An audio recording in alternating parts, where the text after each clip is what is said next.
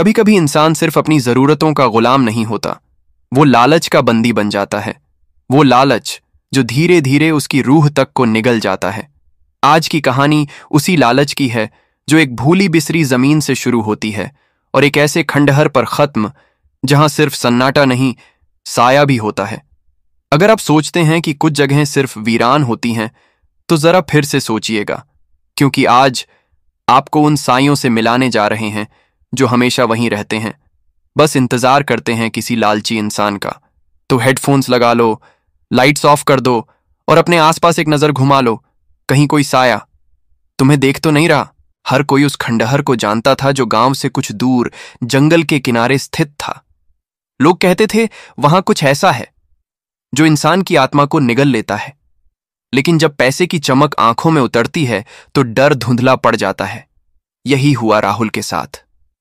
राहुल शहर का एक मामूली सा लड़का, लेकिन सपने बड़े थे। एक दिन उसे एक पुरानी जमीन के कागजात मिले, कालधारी गांव की जमीन। नाम सुना हुआ था, लेकिन बदनाम भी। राहुल ने सोचा, अगर इस जमीन को बेच दूं तो जिंदगी बदल जाएगी।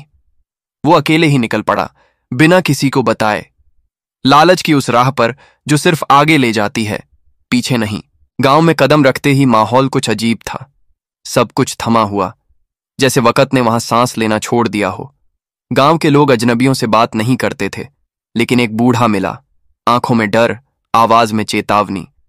उसने बस इतना कहा, उस जमीन को भूल जा बेटा, वहां सिर्फ मौत है।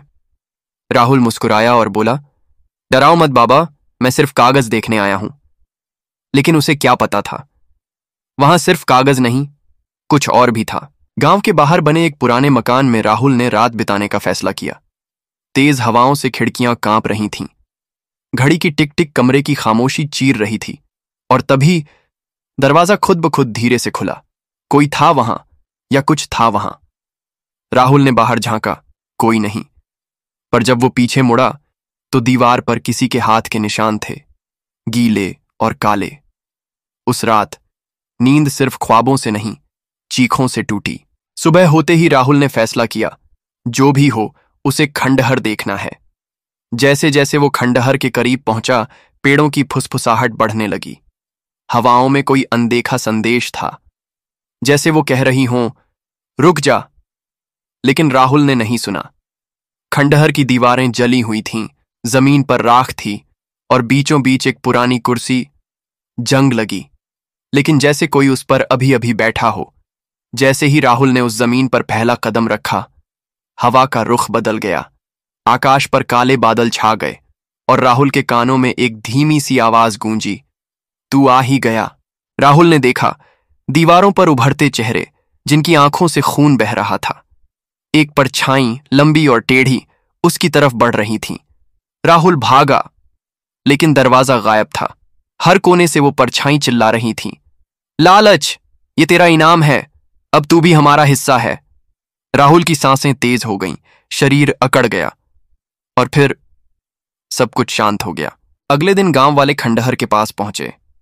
वहां सिर्फ एक चीज मिली, राहुल का फोन, और उसमें रिकॉर्ड हुई एक आखिरी आवाज, अगर कोई ये सुन रहा है तो वहां मत जाना, लालच का साया छोड़ता नहीं। वो जमीन अब और भी खामोश थी, जैसे किसी की भूख मिट गई हो, कुछ समय के लिए। कहते हैं कुछ दरवाजे बस देखने के लिए होते हैं, खोलने के लिए नहीं। और जब इंसान उन्हें जबरदस्ती खोलता है तो पीछे से कोई दरवाजा बंद कर देता है, हमेशा के लिए।